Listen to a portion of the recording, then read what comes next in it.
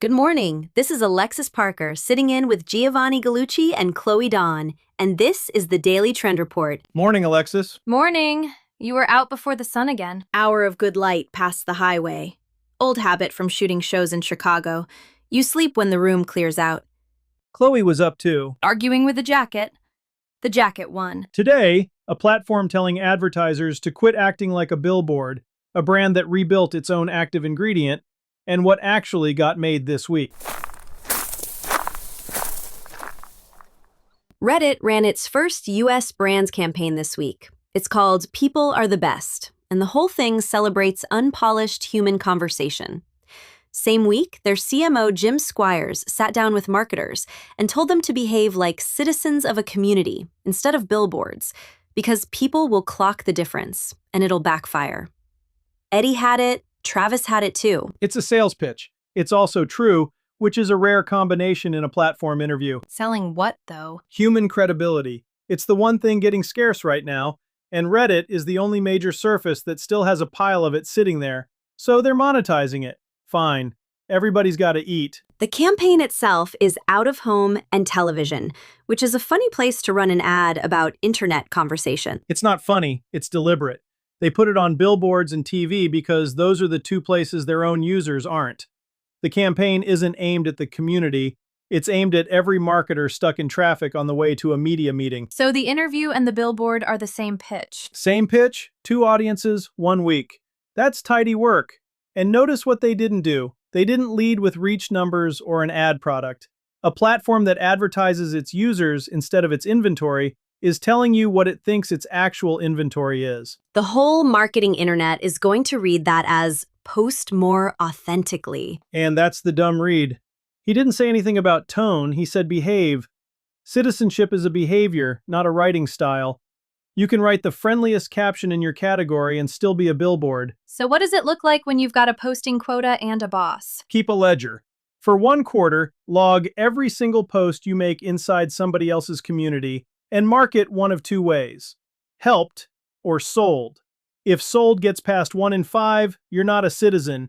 You're a guy handing out flyers with better fonts. That's a real number somebody can check. It's the only honest one I know. Reach won't tell you. Sentiment won't tell you. That ratio will. The brands I actually notice in threads, it's never the brand account. It's a person. Right, and that's the second piece. Real name, real job title, in the thread. I run product here, ask me the ugly one. An anonymous brand handle in a community is a stranger in a coat. A named human with a title is a source. And a community will forgive a source for selling once in a while. They'll never forgive a stranger. The risk being that person gets roasted. That's the entry fee. If nobody argues with you, nobody's reading you. Does a big company even let somebody do that? No, and that's the whole opening. A 9-figure brand has to route 1 comment through legal, brand, and an agency. And by then, the thread's dead. You can answer in 4 minutes with your actual name on it. That gap is worth more than their budget. 3 things you can actually do today. 1. Start a contribution ledger this week. Every post you make in a community you don't own gets marked helped or sold, and sold stays under 1 in 5. 2. Put a real name and a real job title on the account that shows up in threads, not the logo. 3. Find the thread where your category gets argued about, sort for the strongest disagreement with you, and go engage that one first. The hemp-derived THC ban lands in November, and Cann just launched their answer. It's called 0mg. No THC at all, built on magnesium, electrolytes, L-theanine, and passion flower, in blood orange, cardamom, and lemon lavender. Jamie and Travis both flagged it, and here's the part I like. They're not calling it a compliance response. They're calling it a launch. Hold that up next to the other ingredient story this month. Mars shipped dye-free candy missing 2 of its 6 colors and told everybody it needs until 2028 to finish the other 2. An incomplete rainbow. They shipped an incomplete rainbow and asked for 3 more years. Meanwhile, a company a fraction of that size rebuilt its active ingredient in months and gave it a flavor story. That's the honest picture of what scale actually buys you, and it isn't speed. Does the customer buy the reframe, though? It's still the same can with the good part taken out. The framing is the entire game here. We had to remove the active ingredient, and we built you a new one. Describe the identical product. Cann picked the second one. And the verdict shows up in the comments and the reviews, not in the press release. If the customer stays, the brand was the product. If the customer walks, the compound was. The flavor names are doing a lot of work too. Blood orange cardamom isn't a compliant sentence. No, it isn't. And that's the smartest thing on the can. A botanical deck you can read out loud is the only asset that survives a rule change. The regulator can take your compound. Nobody can legislate away lemon lavender. Which is available to a brand of any size. Any size, any budget this week. You don't need a lab to name a flavor, honestly. So what do you actually post? You ship the swap like a launch. Dated post. Here's what we built, here's why. Ingredient deck readable on the first frame. And you keep the apology out of the caption, because an apology teaches somebody they lost something before they've decided that for themselves. That feels like it needs a second move, though. Everybody's going to be suspicious. It does. So platform your critic. Find the loyalist who liked the old version. Put her on your channel saying she's not sure about this yet, in her words, unedited. Then answer her in the same video. On your own account. On your own account at the top of the feed. A brand that publishes its own skeptic gets believed about everything else it says for the next year. That's not a nice gesture. That's a compounding asset. Nobody does that. Big Food would run it past 4 attorneys and post a graphic of a leaf. They really would. And the last piece is the one everybody gets wrong. Don't delete the old posts. Leave the whole run-up. Date the change, say what it was, say what it's now. Most brands scrub the grid. Scrubbing the grid is how you tell people you're ashamed. Leaving it up is a receipt. The receipt is what you'll want 2 years from now when somebody accuses you of quietly changing the formula. Here's what to actually do with all of that. 1. If a rule forces you to reformulate, ship it as a launch with a date on it, not a notice. Show what you built, not what you lost. 2. Put a real skeptical customer on your own channel. Let her say she's unsure, and answer her in the same cut. 3. Leave the old posts up. Date the change publicly so the timeline is your receipt instead of somebody else's story. 3 things got made this week worth naming. 1 worked, 1 won the wrong prize, and 1 won for a reason nobody's going to copy correctly. Start with the one that worked. Skittles. Popped candy started as an organic content trend on TikTok.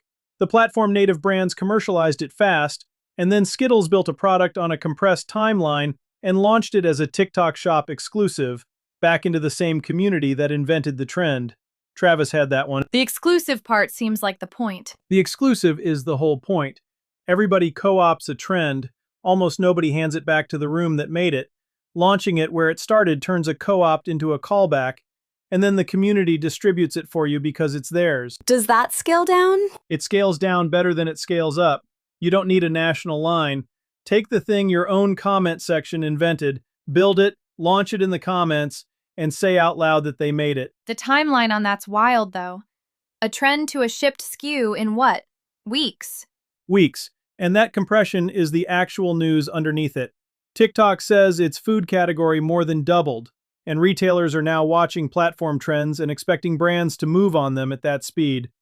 A small operator can run that loop faster than any national brand can schedule the first meeting about it. Assuming you're reading your own comments. Assuming you're reading your own comments, which most people have quit doing. What's the one that won the wrong prize? Campbell's. 5 protein soups on July 14th, 20 grams a can, and every single piece of the communications package led with the number. It got picked up everywhere. The Philadelphia Inquirer framed it as Campbell's joining the protein trend. Joining, not leading. Joining. They spent their launch getting labeled a follower in the soup category, which they've owned for 100 years. And nothing they published answered the question every reply was obviously going to ask, which is, what else is in the can? So somebody else answers it. Somebody else always answers it. Usually a challenger with a shorter panel and a phone. If you know the follow-up question and you don't answer it, you've handed the answer to whoever wants it. So write the second post first. Write the second post before the first one ships. It's the reply to the comment you already know is coming, and it's usually the piece that actually travels. And the third one. Patreon. Jack Conte announced they're blocking AI training crawlers at the network layer, kept the discovery crawlers open, and said the crawlers can stay the hell off Patreon.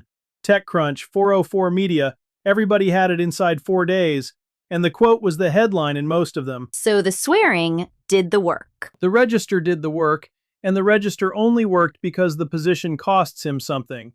He's picking a side against companies he might want to do business with. That's expensive.